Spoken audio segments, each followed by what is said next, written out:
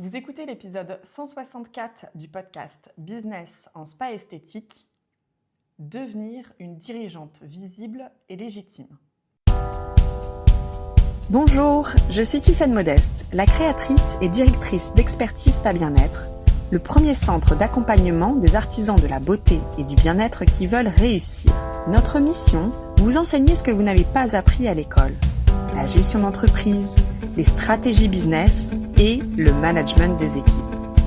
Alors bienvenue sur le podcast Business en spa et esthétique. Chaque semaine, je vous invite à découvrir une nouvelle vision de votre métier avec les meilleures astuces que j'ai mises en place au cours de ma carrière, les outils que je partage avec nos clientes et leurs histoires de réussite, et les témoignages des grands acteurs de notre secteur. Cet épisode est disponible en vidéo sur la chaîne YouTube du podcast Business en spa esthétique et vous pouvez également le retrouver sur votre plateforme d'écoute favorite, Spotify, Deezer, Apple Podcast ou Amazon Music. Aujourd'hui, j'aimerais commencer cet épisode par un commentaire que j'ai reçu récemment sur l'un de mes posts LinkedIn. Alors je vais vous le lire, c'est un commentaire qui est très simple mais extrêmement révélateur. J'ai ressenti cette frustration quand mon expert fiscaliste m'a dit « Alors, dans votre profession, on met quoi? Esthéticienne ?» Et là, j'ai retourné la situation en disant « Non, je suis chef d'entreprise. » Mais sur le terrain, je ne voulais vraiment pas prendre ce positionnement. Jusqu'à ce début d'année où j'ai compris qu'il était primordial pour la réussite de mon entreprise. Alors quand j'ai lu ce message, je me suis dit « Voilà exactement le sujet de cet épisode. » Parce que ce décalage-là, je l'observe depuis plus de 10 ans. Je vais partager avec vous une scène qui m'a particulièrement marquée. Il y a une dizaine d'années, quand j'ai commencé à former et accompagner des esthéticiennes dans leur rôle de gérante et de manager, je me souviens très précisément d'une conversation avec l'une de mes clientes, peut-être qu'elle se reconnaîtra si elle nous écoute. Elle gérait un spa de plusieurs centaines de mètres carrés, un fichier client très important et une équipe de 16 salariés. Et pourtant, quand elle parlait de son métier, elle me disait « Je suis esthéticienne ».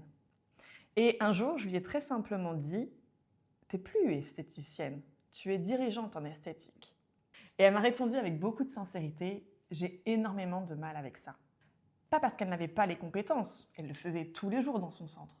Pas parce qu'elle n'avait pas non plus la légitimité, mais parce que ce rôle n'était pas encore intégré. On ne se sent pas encore dirigeante à l'intérieur.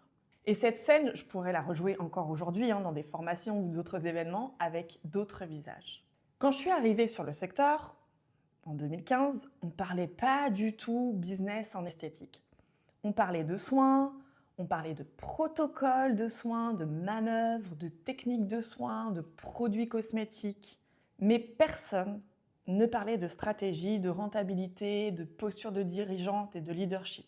Je me souviens d'ailleurs qu'on me regardait un peu avec des yeux ronds en me disant « Ah bon, ces sujets-là, ça nous intéresse en esthétique ?» Alors quand j'ai créé Expertise Spa Bien-être et que j'ai commencé à aborder ces sujets-là, les réactions étaient souvent les mêmes. « Ah bon, une esthéticienne, c'est une chef d'entreprise ?» C'était vraiment presque incongru à cette époque. 10 ans plus tard, tout le monde en parle. Mais on a quand même un malaise qui reste. En 10 ans, le discours a énormément évolué. Aujourd'hui, tout le monde parle business. Les magazines professionnels s'y sont mis, les marques cosmétiques montent des formations business, les groupes internationaux se penchent sur ce sujet et même les grandes maisons comme L'Oréal ont développé des pôles d'accompagnement business pour les professionnels de la beauté. Et il y a aussi une explosion des coachs business qui sont spécialisés dans l'esthétique. Donc oui, le discours est désormais installé, vous en entendez beaucoup parler, mais ce que je vois, moi, sur le terrain, c'est que le sentiment d'imposture, il est toujours là. Les mots ont changé, on les comprend maintenant, les rôles ont changé, mais intérieurement, beaucoup d'entre vous doutez encore. Alors pourquoi c'est difficile à intégrer ce rôle de dirigeante? Je veux le dire clairement. Je vous comprends. On se sent souvent en décalage avec le rôle qu'on nous donne, la pleine mesure de son rôle de dirigeante quand on est passionné par son métier, par la création, par le soin, par l'humain, par les clientes. Et cette dimension de dirigeante, elle est assez vertigineuse. On doute beaucoup, on n'est pas sûr, on se demande si on est à la hauteur, Est-ce qu'on a les épaules pour? On minimise beaucoup ce qu'on a construit et on entend encore très souvent je gère un petit institut, j'ai une petite équipe. Alors qu'on parle d'entreprise, on parle de responsabilité, on parle de décision. C'est pour ça qu'assumer votre posture, c'est pas de l'ego. Assumer votre posture de chef d'entreprise, c'est pas se mettre au-dessus des autres, c'est pas devenir arrogante, c'est pas renier son métier, mais c'est vraiment incarner pleinement le rôle que vous occupez déjà en fait dans votre centre. Parce que votre posture, elle structure votre équipe, elle sécurise votre entreprise, et puis elle donne un cadre clair pour recevoir vos clientes et prendre soin d'elles. Et quand vous ne prenez pas cette place, en fait, personne ne peut la prendre pour vous. Vous avez un peu l'impression de subir, que les autres prennent des décisions, que vous n'avez pas le choix qu'il faut faire. Alors, ce qui fait vraiment la différence, comment on arrive à prendre cette posture, pour moi, c'est l'accompagnement. C'est vraiment ce que j'ai observé en 10 ans. C'est ce changement de posture, ça ne se fait pas seul. Une formation, c'est utile. On apprend des compétences. Un coaching ponctuel, ça peut aider. Mais ce qui transforme vraiment de fond et ce qui vous permet de prendre la pleine mesure de votre posture de dirigeante, pour moi, c'est l'accompagnement. Un accompagnement qui ancre, qui guide, qui soutient et qui sécurise. Et c'est exactement ce que j'ai voulu construire avec Expertise Pas Bien-être depuis 10 ans. Bien sûr, beaucoup de choses ont évolué. Et aujourd'hui, ce n'est pas juste transmettre des outils. Des outils, vous pouvez les avoir un peu partout. Mais accompagner des dirigeantes de l'esthétique, de la beauté dans leur évolution intérieure et stratégique, ça, c'est quelque chose qui me tient vraiment à cœur.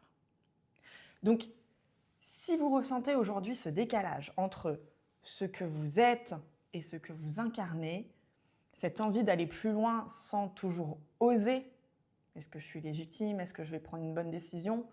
Et cette question silencieuse aussi, ai-je le droit de vouloir plus? Parce qu'on a aussi un peu peur en ce moment de s'épuiser.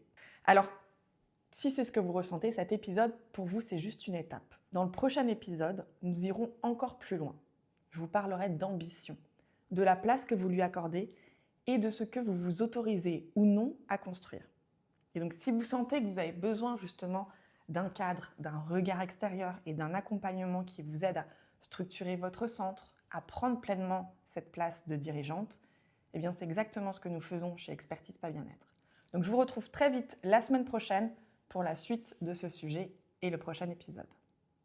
Si vous souhaitez aller plus loin et transformer votre activité et vos méthodes de travail, rendez-vous sur notre site internet expertise-spa-bien-être.fr. Découvrez le programme d'accompagnement et les cours ESBE conçus pour vous aider à développer vos compétences et faire de votre activité un véritable succès.